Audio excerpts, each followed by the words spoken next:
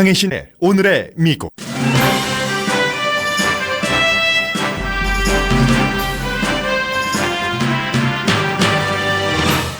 북한이 미국이 원했던 이상의 조건을 걸고 대화하자고 하는 가장 큰 이유가 트럼프 대통령의 북한에 대한 경제 압박 등이 통했다는 것과 또 대화를 해야지 된다는 두 가지에는 팍스부터 CNN까지 모든 언론과 전문가가 동의합니다. 트럼프 대통령은 북한의 대화 요청에 진정성이 있다고 말했습니다. 문제는 미국 대표로 북한과 대화할 사람이 없는 것이라고 워싱턴 포스트가 사설에서 지적했습니다.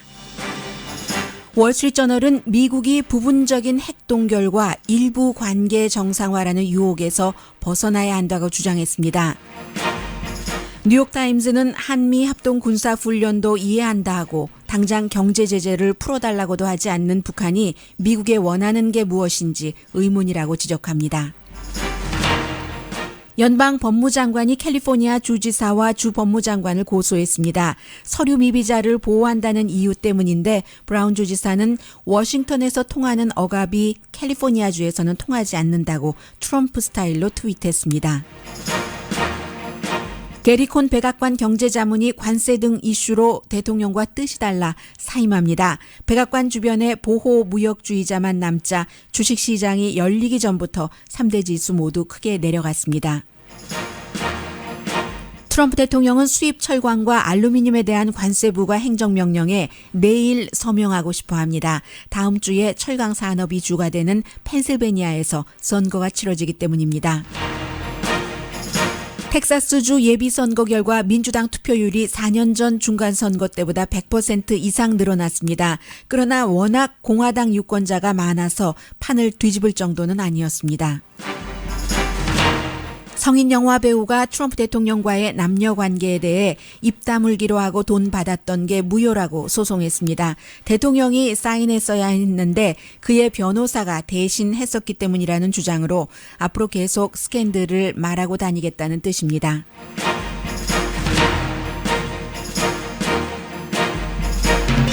여러분 안녕하십니까? 오늘의 미국 강혜신입니다. 오늘도 미국에서는 당연히 이제 북한과 미국과의 그 대화가 어떻게 될 것인가 여기에 포커스를 맞춰서 전하고 있는데 어제는 이제 텔레비전 같은 경우 라디오도 마찬가지고요. 방송은 오늘의 미국이 시작된 LA 시간으로 9시에 전체적으로 거의 뭐 그 도배하다시피 했고요. 그에 비해서 하루가 지나자 뭐 방송은 일단 터뜨렸고 신문이 그 뒤에 그 심층 취재를 해서 오늘 모든 신문 아마 그 뉴욕타임즈에는 사설을 포함을 해서 적어도 제가 읽은 것만 하더라도 5개, 6개의 기사였어요. 뭐 5개 기사에 사설 하나 포함. 아마 제가 또 신문이 아니라 인터넷으로 그 뉴욕타임즈를 봤기 때문에 혹시 그 빠뜨린 것이 있을지도 모르겠습니다. 그 정도입니다. 모든 신문들이 다 그 여러 가지 그 분석을 했고요. 그래서 뭐 중요한 게 이제 미국과 북한의 입장이니까 오늘은 그 앞부분의 그 방송은 팍스뉴스의 보도를 인용을 해서 좀 전해드리겠습니다. 팍스뉴스는 다른 때 같으면 그 북한에 대해서는 굉장히 그 강성인 내용이 나올 때는 많이 그 보도를 하는데 이번에는 그 대화 쪽으로 가는 것이기 때문에 굉장히 그 다른 때에 이 정도 그 뉴스 밸류가 있을 때에 보도하는 것에 비해서 분량도 굉장히 작고 그저 한두 꼭지 겨우 그 할 정도거든요. 안 할 수는 없으니까.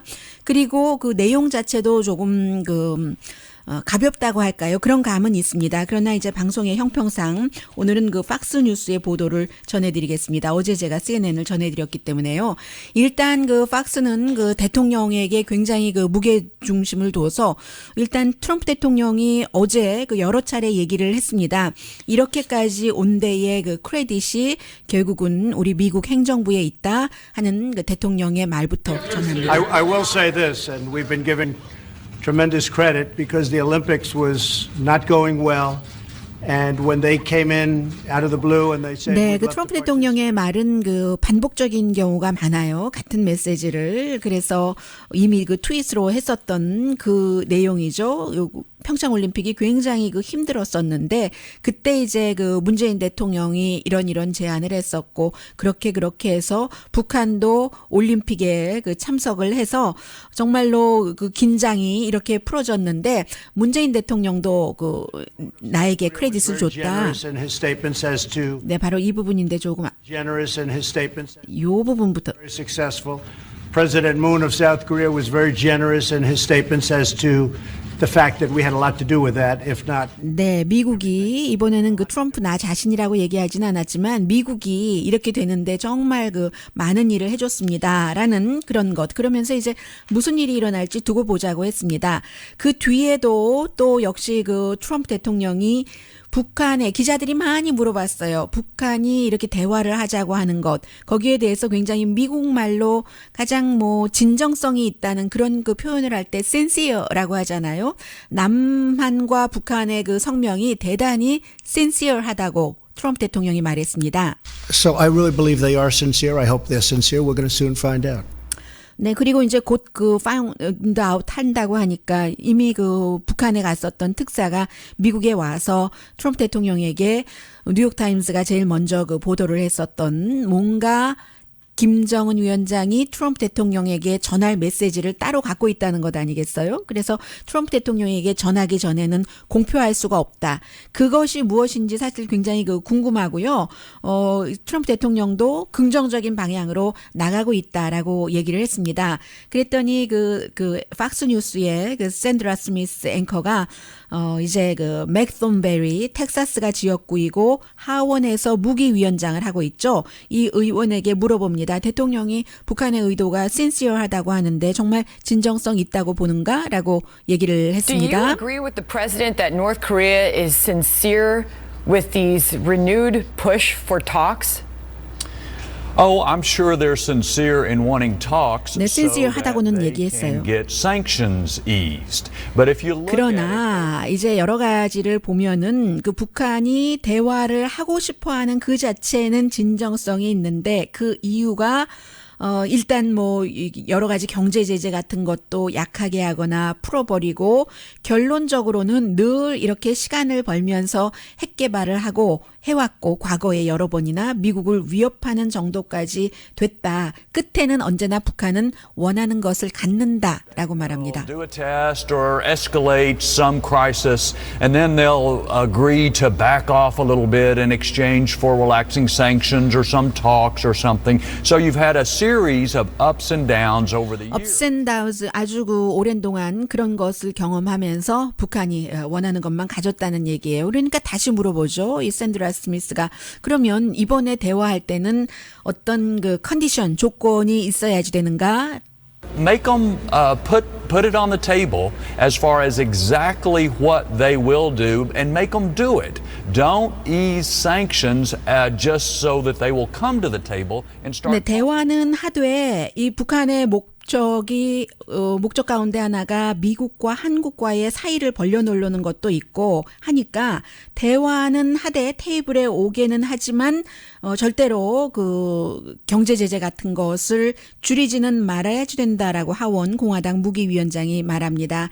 다시 이제 그 팍스의 그 샌드라 스미스 앵커가 대통령이 정말 강한 제재 전임 대통령들과 다르게 하지 않았는가라고 또다시 He's 강조를 doing 해요. more than his predecessors, any other president before him, on combating North Korea. Would you agree with that? Well, I agree that these are the harshest 네, sanctions. 그 대통령이 그렇게 했다는 것에 동의합니까? 이런 식으로 물어봐요. 항상 그 팍스의 그 앵커들은 거의 그렇습니다. 대통령이 잘하지 않았냐 하면 이제 상대가 잘했다 하는 식으로 답변을 하는데요. 어쨌든 지금 이 하원 무기위원장은 그 질문에 대해서는 간단하게 답변을 하고 미국이 지금까지 그 트럼프 대통령 행정부 들어와서 가장 강한 제재를 한 것은 분명하고 어쩌면 그것이 충분하지 않을지도 모른다. 물론 미사일 방어 시스템 같은 것도 구축을 했지만 북한이 급하게 어떤 그 본인들이 지금까지 해왔던 행태에서 변화하지 않을 것이므로 앞으로도 계속 제재를 해야 된다 하는 게 공화당 하원 무기위원장의 얘기였습니다. 그리고 이제 또 다른 리포트에서는 사실 별로 그 새로울 것은 없는데 탈북자와 인터뷰를 해서요. 그 북한에서는 항상 그 전쟁 게임을 하더라도 미국의 그 이기는 그런 그 게임을 하고 그래서 미국의 그 무기 그 자체가 어떤 그 타이타닉과 같은 뭐 이런 그 헐리우드 영화라든가 미국의 문화를 이제 그 북한에 심는 것 이게 중요하다라고 그 탈북자가 얘기를 Some 했습니다. people love watching like movies like Titanic, right? It's very popular. Some of my friends is watched it. 그러면서 뭐 본인 그 북한에서 탈북할 때 미국에 살고 있는 이성민이라는 분인데 이분은 지금도 그때를 생각하면 악몽과 같다라는 얘기를 했는데 이런 리포트가 사실은 이 순간에는 조금 들으실 때도 좀 동떨어진다고 들으시지 않으셨는지 모르겠습니다. 팍스의 리포트를 제가 오늘은 그대로 전해드렸습니다. 사실은 더 중요한 것이 전문가들의 분석 이런 그 시점일 것 같은데 팍스의 오늘 보도는 그랬고요. 그래서 부족한 부분을 제가 신문에서 인용을 하겠습니다. 월스트리트저널은 언제나 북한에 대해서 굉장히 강경한 입장입니다. 그런 월스트리트저널인데도 불구하고 이번에는 북한과 대화해서는 안 된다라고 얘기하는 그 주체는 한 군데도 없습니다. 지금 정치인들 또 아주 그 강한 보수 성향의 뭐 헤리티지 재단의 누구 신문에서 월스트리트저널조차도 대화는 해야지 된다는 게 기본 입장인 것 같거든요. 그만큼 뭐 김정은이 다 미국이 원하는 것 이상을 내놨기 때문에 어떻게 할 수가 없는 겁니다. 미국으로서. 그래서 월스트리트저널이 사설에서 북한의 협상 게임 이런 제목으로 압박은 통했는데 또 다른 속임수 이런 소제목을 달았거든요. 그래서 이제 지난주에 월스트리트저널이 보도한 것처럼 중국 국경에서 무역이 크게 줄어들었는데 이게 이제 경제 제재로도 안 통하면 미국이 위험하다 하더라도 군사 옵션을 쓰겠다고 한 그 트럼프 행정부의 위협이 중국을 협조하도록 했다. 맨 앞에 그렇게 씁니다. 그리고 그럼에도 불구하고 김정은 정권이 이렇게 나오는 것에 대해서 굉장히 회의적인 시각으로 봐야지 된다면서 중국은 결국은 북한이 핵을 동결하고 폐기하는 게 아니라 미국이 한미 합동 군사훈련을 끝내기를 바랄 것이다. 군사훈련을 연기해선 안 된다. 이렇게 얘기했습니다. 뭐 이 말 할 필요도 없어요. 김정은이 지난해와 같은 수준으로 지난해 굉장히 그 많은 신무기들이 나갔었잖아요. 그런 그 정도로 하는 것도 이번에는 이해한다. 관계가 좋아지면 나중에 뭐 다시 정리를 한다는 거 충분히 이해한다라고 얘기를 했어요. 그리고 이게 중요합니다. 월스트리트저널에서 트럼프 행정부에게 유혹이 있을 텐데 예를 들어서 북한과 부분적인 비핵화를 하고 관계를 일부 정상화하는 것. 절대로 그 정도 협상으로는 북한의 핵 위협을 끝내지 못한다라고 얘기를 합니다. 물론 북한이 원하는 것은 완전한 관계 정상화. 그래서 휴전협정을 평화협정으로 뭐 70년 넘어 만에 70년 넘어는 아닌가요? 70년 넘은가요? 53년이니까요. 그런 것. 그리고 완전한 비핵화는 아니더라도 북한이 원하는 건 완전한 비핵화가 아닌 것이라는 것을 월스트리트저널이 갖고 가는 거예요. 그래서 어쨌든 그 이번 회담에서 성공하려면 미국과 유엔이 대화를 하고 있는 중에도 더 경제 제재를 해야지 된다. 이것은 북한이 얘기한 대화 중에는 어떠한 그 핵실험이나 뭐 핵개발 같은 것을 하지 않겠다랑 좀 다른 거죠. 미국이 더 큰 나라인데 이번에는 북한이 더 그 큰 그 모션을 취해버렸어요. 참 아주 누구도 예상하지 못했었던 거죠. 미국과 한국이 전략을 함께 가야지 된다. 북한이 이간질을 하려고 하니까 하면서 어떤 딜이라도 북한이 비핵화를 한 뒤에 미국에서도 리워드 같은 줄 것을 줘야지 된다. 그리고 인스펙션 같은 것도 제한 없는 인스펙션을 하고 비핵화를 한 뒤에 줄 것을 줘야지 된다. 이렇게 얘기를 하는데 협상이라는 것은 이쪽에서 원하는 거 100% 갖고 저쪽에서 100% 양보할 때는 협상이라는 단어를 쓰지 않잖아요. 그래서 이 부분은 조금 강한 것 같다라고 생각하는 다른 언론들이 많은 것 같습니다. 줄 거가 있고 받을 거 받고 해야지 되는데 이게 국가와 국가 간의 그 협상인데 엄마가 3살짜리 아이에게 너 손 씻고 와. 그럼 아이스크림 줄게. 손 안 씻으면 아이스크림 안 준다. 이건 100% 딜이지만 지금 북한과 사이에선 그럴 수가 없잖아요. 워싱턴 포스트는 사설에서 트럼프의 최대 압박이 통했다라고 지적을 합니다. 지금부터 그럼 어떻게 해야 되는가? 북한이 진정한 대화하기를 원한다면 이것은 단기 전술인데 국제 제재를 줄이고 한국에서 경제적인 양보를 받기 위한 한국에서는 어떠한 형태로든지 북한의 경제적인 양보를 한다고 보는 거죠. 그리고 최종적인 북한의 목표는 주한 미군을 철군하는 거다. 그런데 이러한 그 어려운 딜을 해야지 되는데 미국이 트럼프 행정부가 외교적인 이 같은 도전에 준비가 돼 있는지 모르겠다.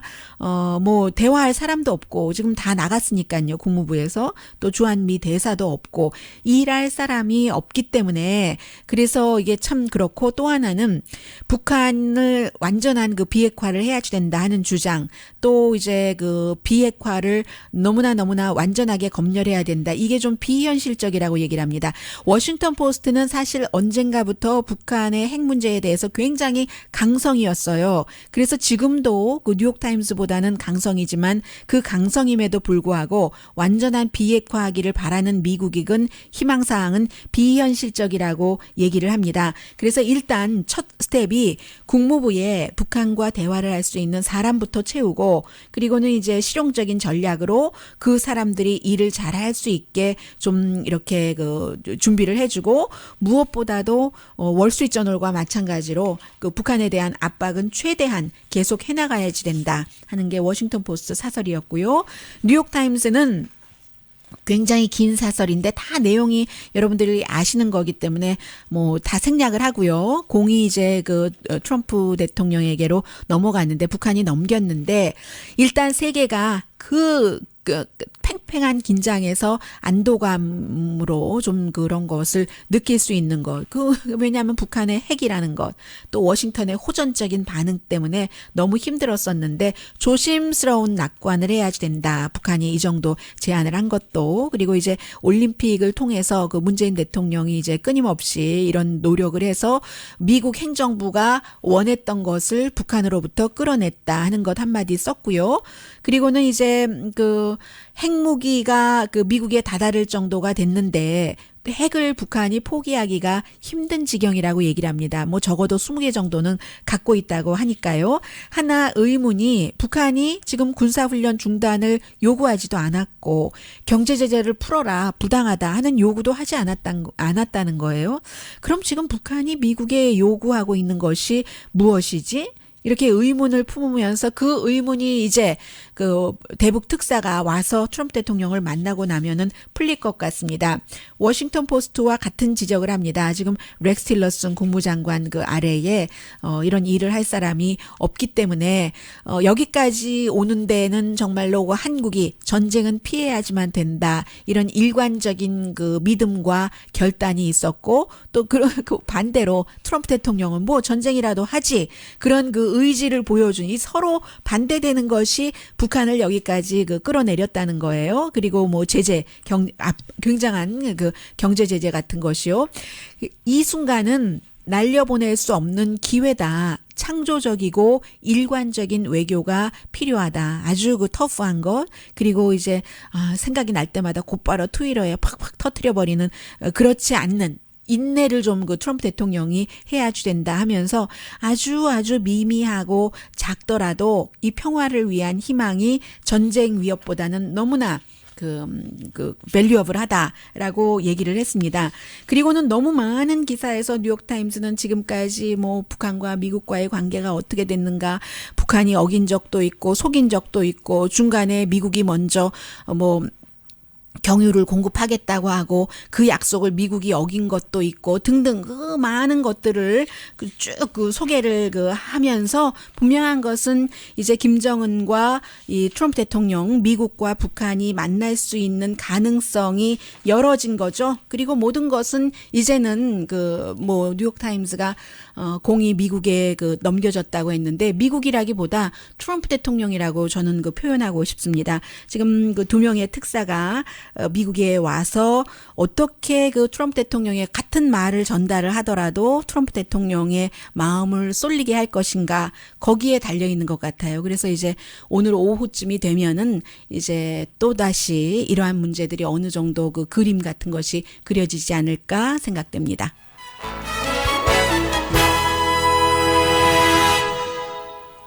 캘리포니아주 인구가 굉장히 많고 뭐 땅도 굉장히 크고 산업 규모로도 국가 규모고 하는데 그 캘리포니아주가 지금 연방 정부와 싸우고 있어요. 연방 법무장관과 백악관에서 캘리포니아주를 이제 고소를 했거든요. 지금부터 약 뭐 1시간 전에요.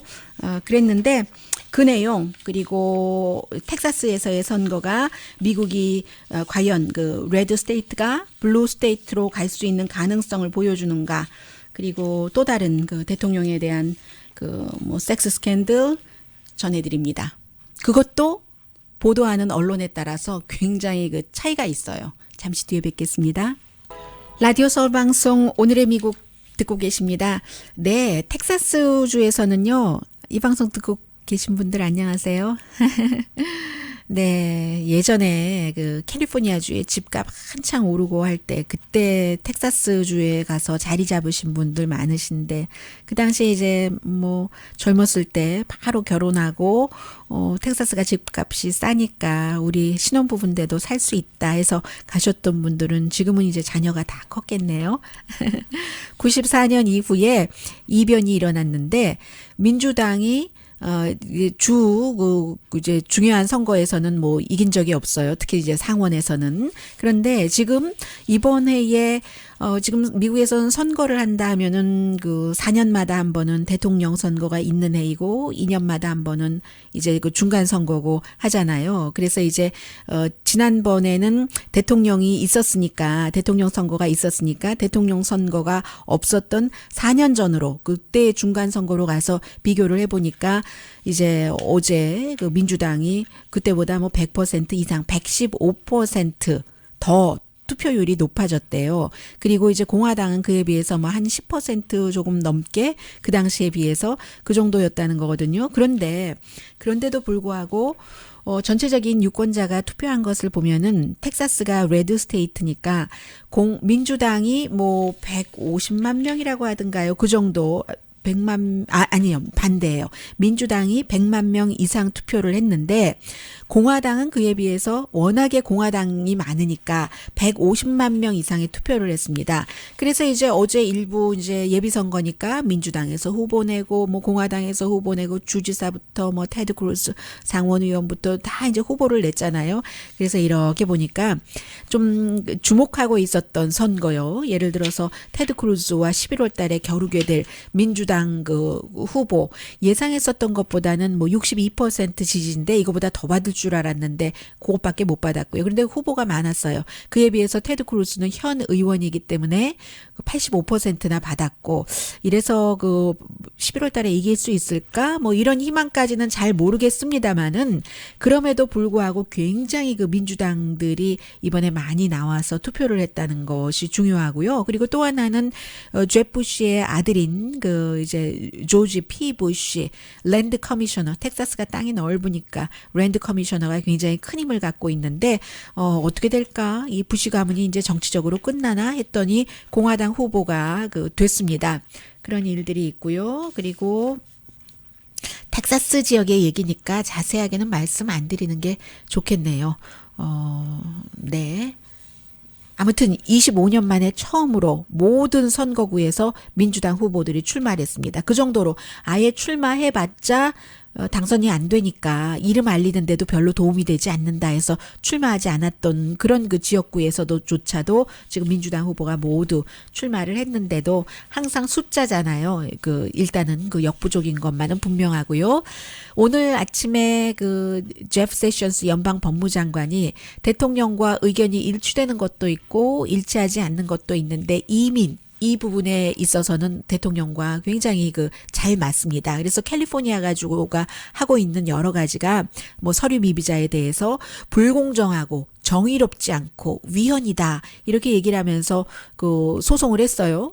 법무장관이 캘리포니아 주지사 법무장관을 또 주법무장관 그 소송을 했는데 엄밀하게는 뭐 캘리포니아주에서 뭐 최근에 통과시킨 3개의 법을 이게 금지해야 된다, 시행하면 안 된다 하는 것으로 한 거예요. 전부 지난해에 통과가 됐는데 예를 들어서 한국 분들께서 서류 미비자를 고용하고 계신다던가 이런 것은 그 안 된다, 위법이다 하는 것.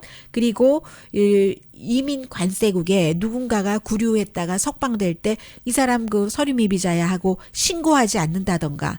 그리고 이제 또 뭐 sanctuary city 또 오히려 이제 보호해 준다던가 이 3가지에 대해서 고소를 그 했습니다. 그랬더니 제리 브라운 주지사가 스턴트를 하고 있네. 뭐 전례 없는 정치 혼란 속에서 제프 세션스가 캘리포니아와 미국을 분열시키고 있다. 트위터에서 얘기를 하는 거예요. 하고 제프 하면서 이런 정치 그 스턴트들이 아마 워싱턴의 그 기준 같은데 여기선 안 통하지. sad 이것을 이제 슬프다 하는 그 새들을요, 그 대문자로 쓰고 느낌표를 딱딱딱 3개를 찍었어요. 이게 이제 트럼프 스타일이잖아요. 누구 하고 이름 부르고 뭐 sad 뭐 이렇게 얘기하는 그렇게 돼 있습니다. 그래서 이제 뭐 어떻게 결론이 나올지는 잘 모르겠고요.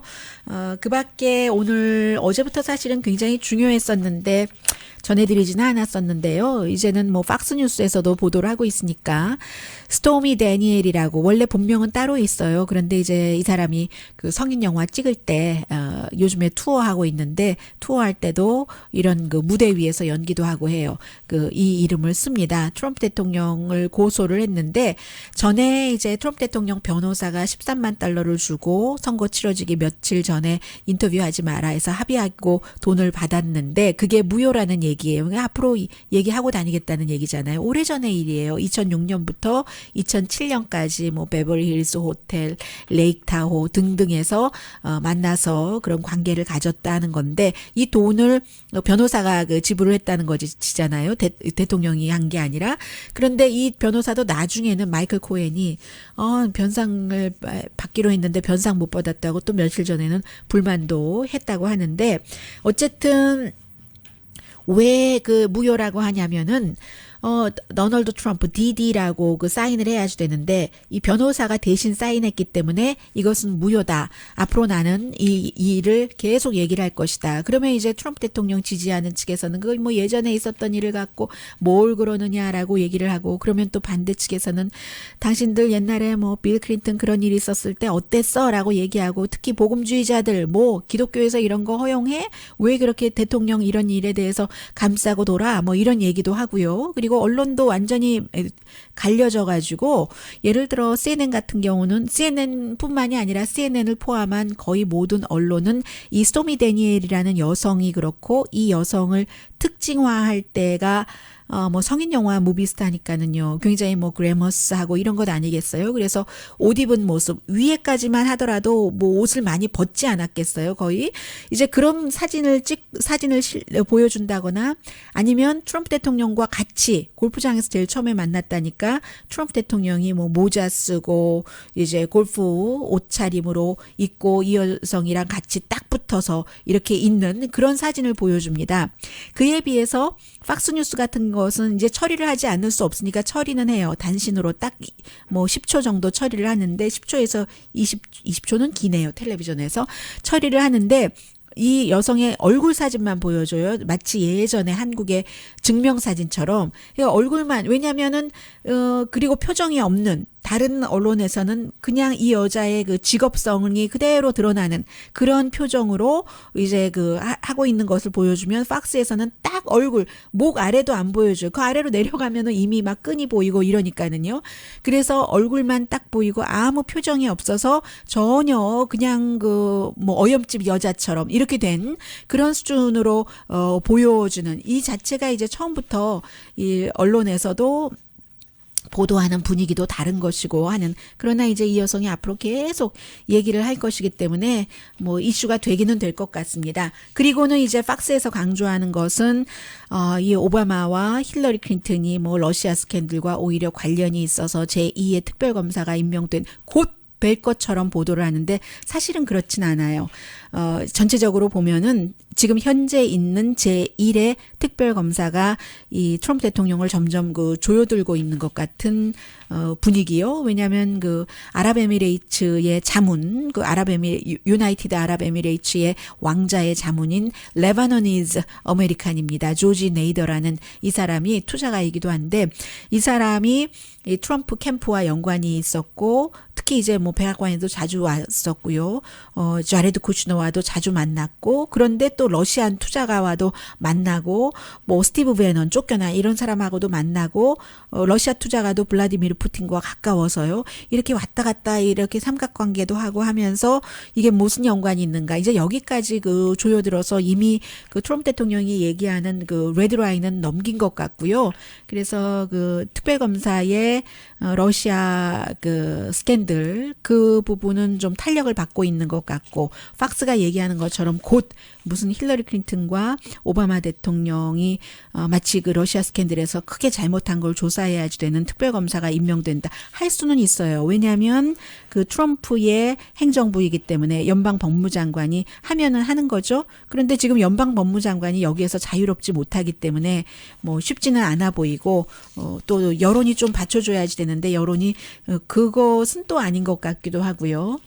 잠시 뒤에는 정말로 중요한 관세와 주식시장과 이 지금 미국이 바뀌고 있는데 앞으로 나가느냐 뒤로 가느냐 그것도 모르죠. 나중에 이제 결론이 나와봐야지 아는데 트럼프 대통령은 경제정책도 과거로 가는 경제정책을 하려고 하고 트럼프 대통령의 경제정책을 반대하는 사람의 입장에서 보면은요.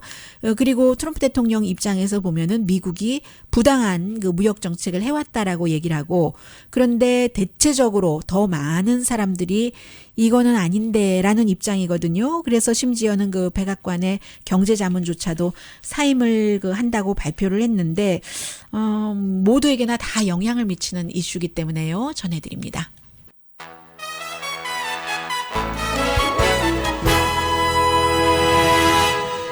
라디오 서울 방송 오늘의 미국 듣고 계십니다.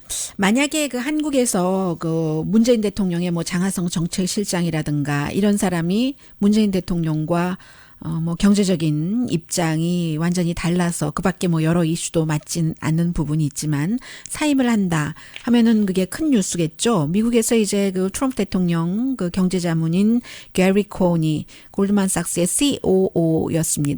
CFO였습니다.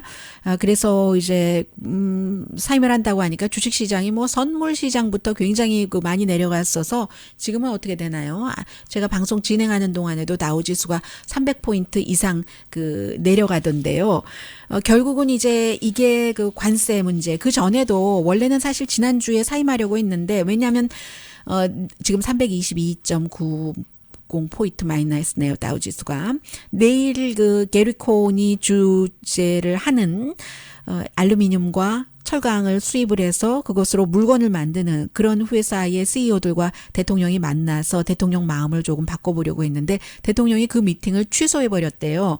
그래서 이제 이 사람이 결국은 이제 물러나기로 어제 발표를 했는데 그 전에 일주일 전부터 하려고 했는데 너무 호프익스다. 뭐 물러나는 사람이 많으니까 그렇게 소용돌이를 주기가 좀 뭐해서 좀 미뤘다는 얘기가 있고요.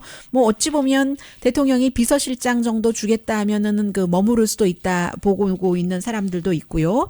중요한 것은 일단 지금 그 관세 문제인데 대통령으로서는 내일이 목요일이죠. 서명하기를 원한답니다. 알루미늄 10%, 철강 25% 수입하는 부분에 대해서 해봐야지 하는 거죠.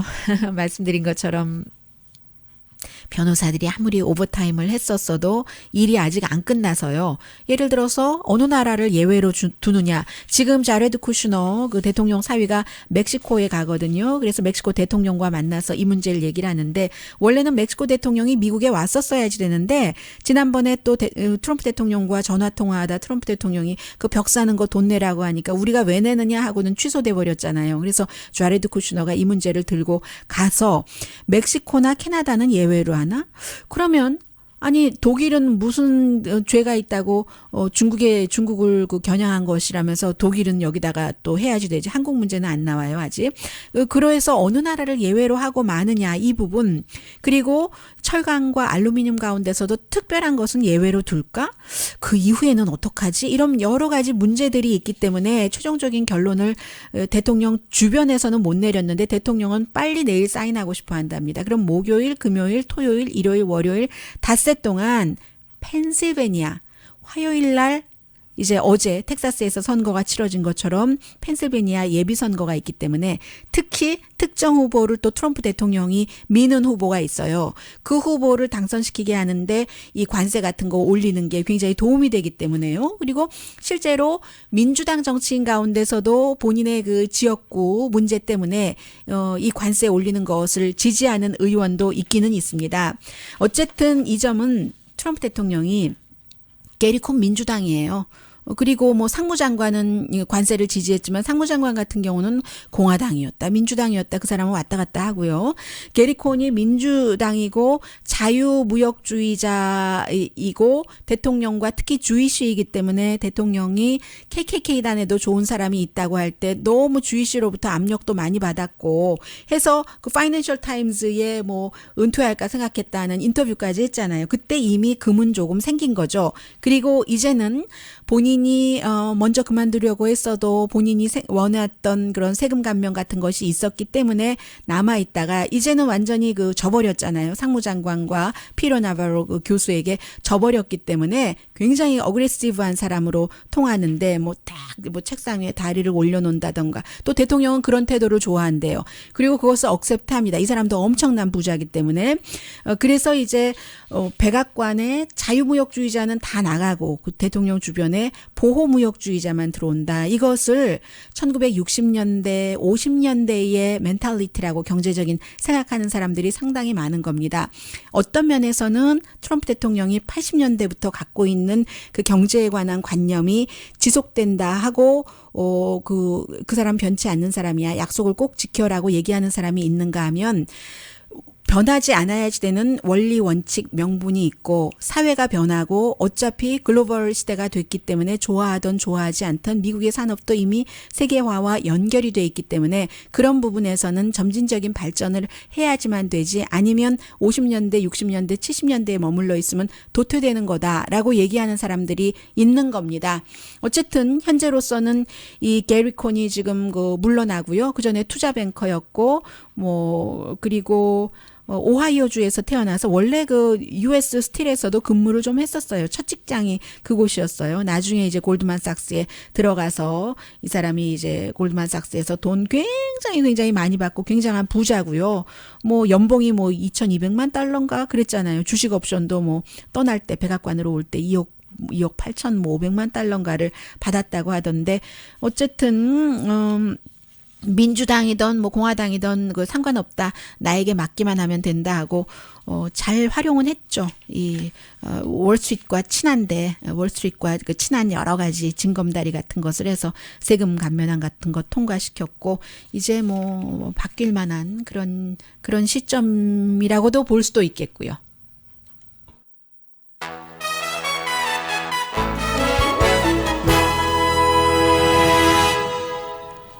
라디오 서울 방송 오늘의 미국 듣고 계십니다. 네, 그 기회가 없을 것 같으니까 오늘 잠깐 말씀드려 놓을게요. 미국이 이제 앞으로 경제 정책이 어떻게 되느냐 하면 그 트럼프 대통령은 이제 피로 나바로 그 UC 어바인의 그 석좌 교수를 그 보호무역 굉장히 강조하는 사람이요. 지금 무역자문위원회를 새로 만들었잖아요. 그래서 이 사람의 뜻을 받든 건 아니고 이 관세를 부과하기로 했는데 TPP에도 반대한 사람이고 보통 이제 이 경제계에서는 정통은 아니다라고 얘기를 하는 사람이죠. 피로 나바로가 샌디에고에서 살고 계시는 분들은 잘 아실 텐데 뭐 시장 선거 나갔다 떨어져, 시의원 선거 나갔다 떨어져, 또 무슨 선거 나갔다 떨어져 했었던 사람이고 이 사람도 그 민주당이에요.